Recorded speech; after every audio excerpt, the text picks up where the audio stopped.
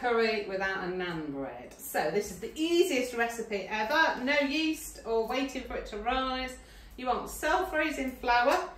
So I'm going to put 4 spoonfuls in there and some natural yogurt.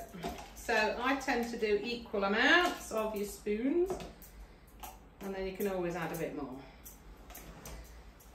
Bit of salt and pepper. If you've got any herbs at home, you can add those.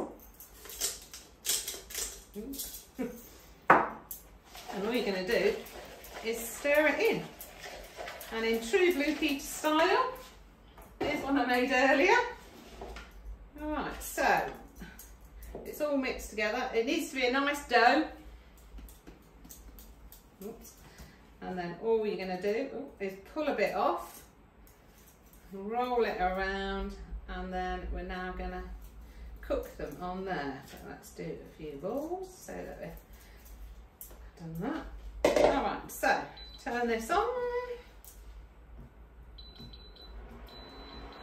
Add a bit of oil. So keep your eye on them, like I say, keep flipping them over, and once they start to have that bit of burnt texture, then you can serve them up.